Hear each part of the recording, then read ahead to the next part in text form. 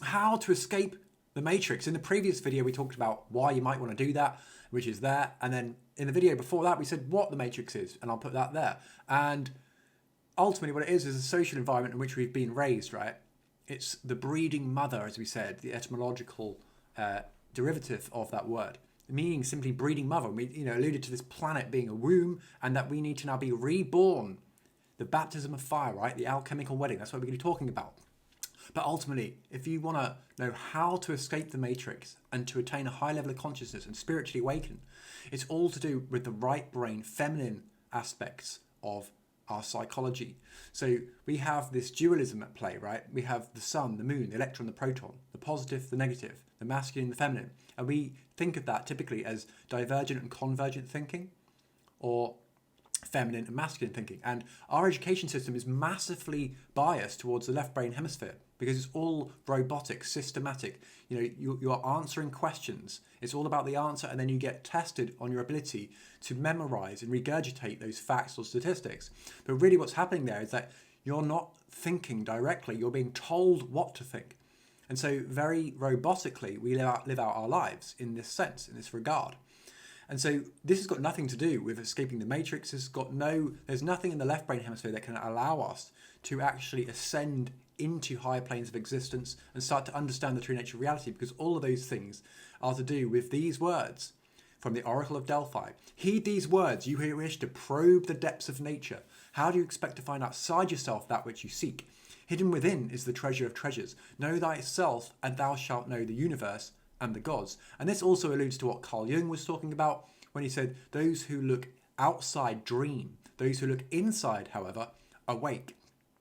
And so this is what happens when you think of these two opposing forces as gravity and radiation. When you've got too much of one thing, there's not enough balance there, not enough cohesion for the soul to be resurrected from matter.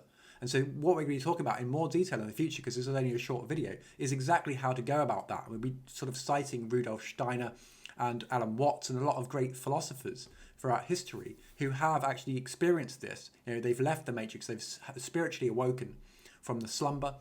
And, it's going to be an interesting topic, so stick around for that.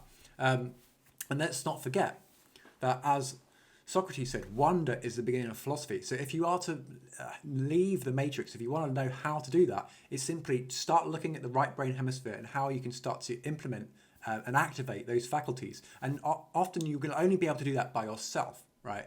So there's so many distractions in society. They show us that in the Truman Show. There's like this deadline that you've got to do there, and then there's this and there's that, and then you've got to go and look after this person, and then you've got to go play football, and then you've got to go to work, and then you've got to eat, and then blah blah blah blah, right? It's all like who is it that said that life is what happens when you're busy making other plans. Attention is narrowed perception, as Alan Watts said, right? So what we need to do is get away from society. Not literally, but psychologically. So often that means spending a bit of time by yourself, but you could be in London, you could be in Shanghai, you could be in any big metropolis. But as long as you're spending time by yourself, this allows the imagination to grow in stature, and eventually, like a balloon, your mind will pop and release into a higher state of being. You will transcend the ego. This is something that Jean-Paul Sartre was talking about as well, although I would say that he's one of the more materialistic philosophers. So anyway, it's all about the imagination. It's all about the intuition. It's all about just sitting there and wondering, okay? And often a lot of these mystics in the East, they are illiterate. They have no necessarily not a sharp intellect as such. It's not required. All that's required is for you to spend a lot of time sitting under a tree, staring into a blade of grass, and start to imagine, start to cast your mind into that blade of grass. Start to imagine the whole process of transpiration and then evaporation and then condensation and the rain falling back down. All of these meditations you can get into are starting to create a more conducive environment that is conductive, for awakening, because that's what we're doing. We want enlightenment. It's all about light. It's all about psychology. All is mind. The universe is mental. Let's not forget that first natural law, which I'll place up here perhaps. And there are plenty of other videos that we can, start circulating around, and it's all about raising human consciousness. That's what's most important that we can really be doing, because as Albert Einstein said, no problem can be solved from the same level of consciousness that created it. So poverty, inequality, all those things can be solved when we start evolving to high planes of existence. That can only be done by exercising the right brain mental faculties. And freedom is what's required for that. And that's why we're campaigning for the decommodification of shelter, energy, food and water as basic human rights here at newearth.land. If that sounds like something you're interested in, then please get in touch with me, adam@newearth.land, and I will hopefully speak to you very soon.